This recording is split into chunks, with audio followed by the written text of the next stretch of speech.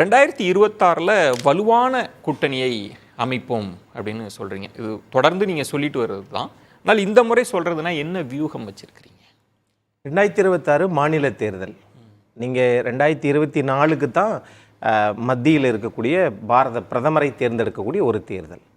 ஆக இங்கே ஏற்கனவே தமிழ்நாட்டில் 2021 வந்த ஆளுகிற கட்சியாக இருக்கிற திமுக என்னத்தை சொன்னாங்க தேர்தல் அறிக்கையில், எதை செய்யவில்லை, எவைகளெல்லாம் மக்களுக்கு ஒரு மிகப்பெரிய சுமையாக இருந்துச்சு அப்படின்றத மக்களிடம் கொண்டு போய் சேர்க்க வேண்டிய பொறுப்பும் கடமையும் அத்தியாவசியமும் இன்றைக்கு அதிமுகவுக்கு இருக்கிறது என்பதைத்தான் நேற்றைய தினம் நடந்த அந்த பெண்கள் எல்லாம் அந்த மாநாடு, அந்த பொதுக்கூட்டம் பாலியல் எந்த அளவுக்கு நடந்துட்டு இருக்குது அப்படின்றத சொல்வதற்காக. அதே மாதிரி இது ஒரு போன மாதம் நம்ம மதுரை செக்கானூர்னியில் அரசாணை எண் 40 இது பண்ணுறதுக்கு இன்று வரை தமிழக அரசு எந்த நடவடிக்கை? நான் கேட்பது, திமுக கூட்டணி வெடித்து சிதறும், நாங்கள் ஒரு வலுவான கூட்டணி அமைப்போம் அப்படின்னா திமுக கூட்டணியிலிருந்து வருவாங்கன்னு எதிர்பார்க்குறீங்களா? அந்த நம்பிக்கையில் சொல்கிறீங்களான்னு கேட்குறேன். அது கரெக்டு தான். ஏன்னா அது உங்களுக்கு மது ஒழிப்பு மாநாடு, போதைப்பொருள் மாநாடு இதெல்லாம் நடத்துகிறாங்க, விடுதலை சிறுத்தைகள் கட்சி நடத்துகிறாங்கன்னா அது வரவேற்கத்தக்கது தான்.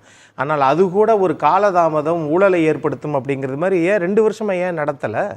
நீங்கள் மரக்காணத்தில் இருந்தபோது 23 பேர் செத்தாங்க, அப்போ ஏன் விடுதலை சிறுத்தைகள் நடத்தலை?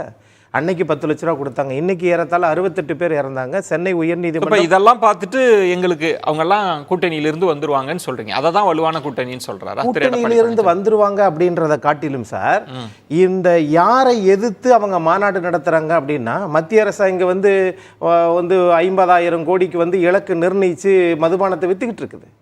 மாநில அரசு தான் வித்துட்டு இருக்குது. மாநில அரசை எதிர்த்து தான் விடுதலை சிறுத்தைகள் அங்கே மது ஒழிப்பு மாநாடு நடத்துறாங்க. அதுக்கும் நாங்கள் வாரோம்னா என்ன அர்த்தம்? நீங்கள் விடுதலை சிறுத்தைகள் மாநாட்டை நீங்கள் சீர்குலைப்பதில்லை. நீங்க விசிக அதிமுக கூட்டணிக்கு வரும்னு சொல்றத மனோகர் பாட்சா தொடர்ந்து சிரிச்சுக்கிட்டே இருக்கிறார். அது ஏதோ என்ன அரசியல் கருத்துன்னு பாக்குறீங்களா இல்ல நகைச்சுவை கருத்துன்ற மாதிரி சரியாதானே இருக்கு அது கேட்கறதுக்கு?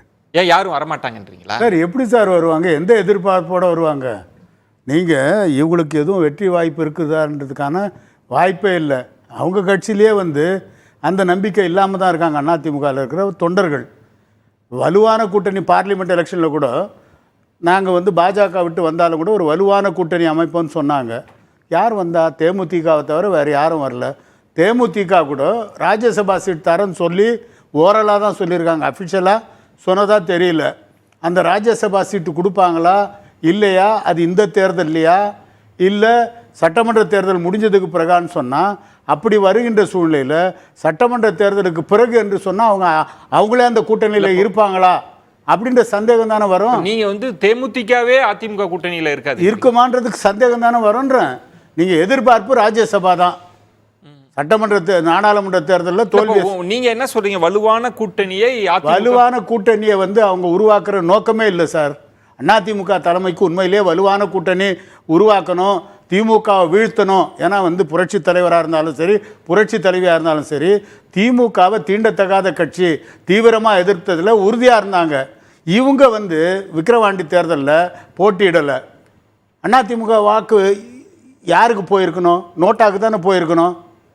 ஆனால் திமுகவுக்கும் பாஜகவுக்கும் போச்சுன்னு சொன்னால் எடப்பாடியினுடைய பேச்சை கேட்பதற்கு அதிமுக தொண்டர்கள் தயாராக இல்லை என்பது போலதான் தெரியுது. அக்னீஸ்வரன், இப்போ அவர் சொன்ன முக்கியமான இடம்ன்றது பாஜகவுக்கு அதிமுக வாக்குகள் போயிருக்கு அப்படின்றது. அதான் ஹெச் ராஜா சொல்றார், எங்களுக்கு தான் இயல்பாக கிடைக்கும், 26ல் இன்னும் அதிகமாக கிடைக்கும், இப்ப இருக்கிற நிலையை விட மோசமான நிலையை தான் அதிமுக அடையும். நான் இந்த நேர்பட பேசல ஒட்டுமொத்த இந்தியாவில் இருக்கக்கூடிய பாரதிய ஜனதா இன்றைக்கு இருக்கக்கூடிய நிலைமையை விட இனி வரும் காலங்களில் இதை விட மோசமாக தான் போகும்.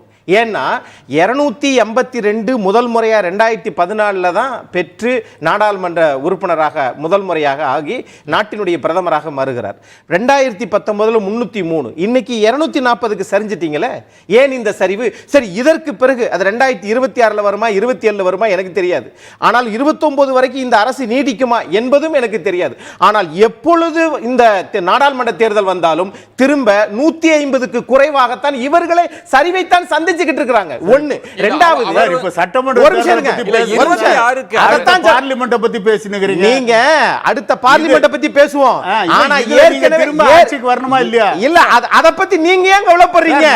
நீங்க இருக்கக்கூடிய கட்சிகள் எல்லாம் இருக்கிற எல்லா ஜாதி கட்சிகளையும் வச்சுக்கிட்டு அவங்கவங்க வாக்கு சதவீதத்தை நான் வாங்கினேன்னு சொல்லி தரீங்க பாருங்க. இது என்ன உங்க கணக்கு? முனவர் பாட்ஷா, திரு எடப்பாடி பழனிசாமி வலுவான கூட்டணின்னு அவர் சொல்வதன் பொருள் என்ன அப்படின்னா, அவர் பாஜக அணியில் இருப்பவர்களை அவர் சொல்லல. டிடிவி தினகரன் அவர்களையோ ஓபிஎஸ் அவர்களையோ அவங்க சேர்க்கவே முடியாதுன்ட்டாங்க. அதிமுகவை பொறுத்த வரைக்கும் ஒரு பார்வை, இபிஎஸ் அவர்களுக்கு இருக்கிற ஒரு பார்வை என்னன்னா, திமுகவில் இருக்கிற கட்சிகள் வலுவான கட்சிகள், அந்த கட்சி அங்க கூட்டணியில பிரச்சனை வந்து எங்கள்கிட்ட வருவோம், நாங்க கூட்டணி வலுவா அமைப்போம். இதானே பொருள். கடல் வத்தி கருவாடு தின்னலான்னு எதிர்பார்க்கிற கொக்க மாதிரி அவர் வந்து திமுக கூட்டணியிலேருந்து காங்கிரஸ் வந்துடும், திமுக கூட்டணியிலேருந்து விடுதலை சிறுத்தைகள் வந்துடும். எப்படி சார் வருவாங்க? எல்லா செலவையும் பார்த்துக்கிறது திமுக கூட்டணி தலைமை. தேர்தலை பொறுத்த வரைக்கும் உங்களை நம்பி எப்படி வந்துருவாங்க யாருமே? நீங்க அதிமுகவும் பெருங்கட்சி தானே, பெருங்கட்சி சார், கட்சி தானே சார். ஒரு காலத்தில் அதாவது அண்ணா திமுகவை பொறுத்தவரை தமிழ்நாட்டில் திமுக விட வலுவான கட்சியாக புரட்சி தலைவர் காலத்தில் இருந்தது, புரட்சி தலைவர் காலத்தில் இருந்தது. புரட்சி தலைவர் காலத்தில் கூட காங்கிரஸோட கூட்டணி முறிஞ்சிடுச்சுன்ன உடனே ஒரு புதிய ஃபார்முலாவை திருப்பத்தூர் இடைத்தேர்தல் சொல்றாரு. எந்த கட்சியை சேர்ந்தவங்க இறந்துடுறாங்களோ அந்த கட்சிக்கு அந்த தொகுதியை விட்டு கொடுத்துடணும். காங்கிரஸுக்கு ஒரு பக்கம் திமுக வந்து மேடை போட்டு பேசுறாங்க, இன்னொரு பக்கம் அன்னைக்கு ராகவானந்தம் பொதுச் செயலாளராக இருக்கார் கட்சிக்கு, கோகுல இது இந்திரகுமாரி எல்லாம் போய் ஆதரவு தெரிவித்து பேசுறாங்க. ஏன்னா திரும்ப காங்கிரஸ் கூட்டணி வேணும், மீண்டும் அதிமுக காங்கிரஸோட போகணும். அதே மாதிரி நம்முடைய புரட்சி தலைவியும் கூட மத்தியில் இருக்கிற காங்கிரஸோட இணக்கமாக இருக்கணும்னு அந்த காலத்தில் நினைச்சு செயல்பட்டாங்க. அவர் 96ல் மூப்பனார் இவங்களும் ஒருவேளை காங்கிரஸோட இணக்கமா போகலாம். காங்கிரஸ் வருது எனக்கு வாய்ப்பே இல்லை சார். சோனியா காந்தி இருக்கிற வரைக்கும் திமுக காங்கிரஸ் கூட்டணி பிரியாது சார். இன்னும் சொல்ல போனா ராகுல் வந்து அவர் சகோதரர் ஆயிட்டார், ராகுலும் ஸ்டாலினும் அண்ணன் தம்பி ஆயிட்டாங்க. எப்படி பிரிவாங்க? ஒரு உறவு. அத பத்தி உங்களுக்கு என்ன கவலை? நீங்களே வந்து நாடாளுமன்ற உறுப்பினரை அதிமுக கொடுத்தது தானே.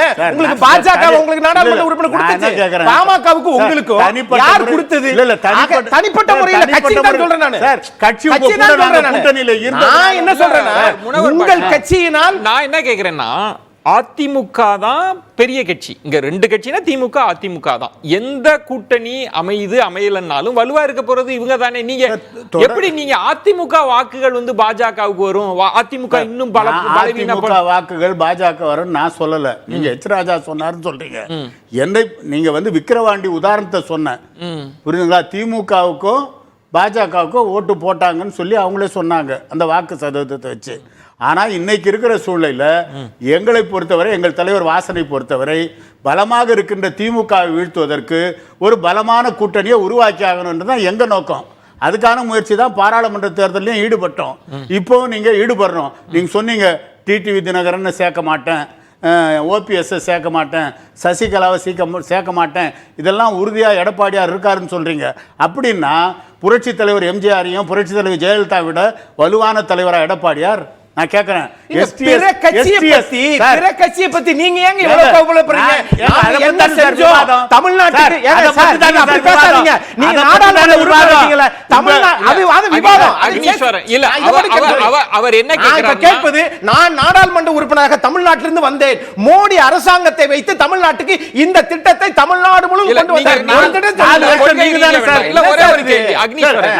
ஒரே ஒரு விஷயம், அதிமுக இத்தனை ஆண்டுகால வரலாற்றுல இன்னொரு கட்சி நாங்க அதிமுகவை ரீப்ளேஸ் பண்ணிட்டோம் அப்படின்னு இதுவரைக்கும் எதிர்கொண்டதா எனக்கு தெரியல. முதன்முறையா பாஜக என்ன சொல்லுதுன்னா, இன்னும் நீங்க பலவீனம் அடைவீங்க, நாங்க வலு பெற்று இருக்கிறோம். ஒன்று. ரெண்டாவது, அதிமுக வாக்குலேயே ஒரு ஷிஃப்ட் இருக்கு, பாஜகவுக்கு வருது. என்ன காரணம்னா, நாங்க தான் திமுகவை அதிகமாக எதிர்க்கிறோம் அப்படின்றப்போ பாஜகவுக்கு ஒரு கணக்கு இருக்குல்ல, அதை எப்படி எதிர்கொள்ள போறீங்க? பாஜக கணக்கே அது பகல்ல காண்ற கனவு மாதிரி பண்ணிட்டு இருக்கிறாங்க. இவங்களை வந்து என்னன்னு கேட்டீங்கன்னா, பரமசிவம் கழுத்து இருக்கிற பாம்பு மாதிரி மத்திய அரசுல நாங்க இருக்கிறோம். இவங்க கணக்கு என்னன்னா, அமலாக்கத்துறையை வச்சுக்கிட்டு வேற இதை வச்சுக்கிட்டு வணிகத்துறையை வச்சுக்கிட்டு ஏதாவது பின் பின்பக்கத்திலிருந்து முதுகுல குத்துற அரசியலை நாங்கள் எங்கள் வாக்கு எங்களுக்கு தான் வருகிறது என்றால் எந்த செயலின் அடிப்படையில் நாங்கள் வருகிறதுன்னு சொன்னா நீங்க அதிமுகவிலிருந்து பிரிஞ்சு போன திரு ஓபிஎஸ், அங்கிருந்து வந்த திரு டிடிவி தினகரன், 3.58% எடுத்த பாட்டாளி மக்கள் கட்சி, எல்லாவற்றையும் திரு ஜான் பாண்டியன், எல்லா வாக்குகளையும் வச்சுக்கிட்டு நாங்க வெற்றி பெற்ற எங்களுக்கு வாக்குகள் வருதுன்னா அங்கிருந்து பிரிஞ்சவங்களை வச்சா வரத்தான் செய்யும். நான் கேட்கிறேன், பாஜக தனியா நின்று 4 சட்டமன்ற உறுப்பினர்கள் அதிமுக கூட தானே நின்றீங்க. 4 பேர்த்தை ரிசைன்மென்ட் இப்ப நிக்க சொல்லுங்க, ஜெயிச்சு பாருங்க பார்க்கலாம். நீங்களே ரிசைன் பண்ணுங்க சார். எதுக்கு நீங்களே ரிசைன் பண்ணுங்க. எதுக்கு ஏன் வந்து நீங்க ஆண்ட கட்சியா, தமிழ்நாட்டை பாஜக ஆண்ட கட்சியா அல்லது ஆள போற கட்சியா? நீங்க எம்ஜிஆர் எதற்குமே வெறும் பேச்சாலே வாழுகிற கட்சி பாஜக. தமிழ்நாட்டு மக்கள் மதம் ஜாதி இதுதானே உங்க கூட்டணி. இந்த ரெண்ட தவிர வேற என்ன கூட்டணி? என்ன கூட்டணி? இருந்ததால தான் தோத்தோம். உங்கள நாட்டுல பிரதமராக நாடே தோத்துக்கிட்டு காத்துருங்க. நாடே தோத்துக்கிட்டு இருக்கு. பாஜக வந்ததுல இருந்து நீங்க அடல் பிஹாரி வாஜ்பாய் ஒண்ணா காத்துருங்க. நிகழ்ச்சியின் இப்பகுதியை இணைந்து வழங்குவோர் V-Guard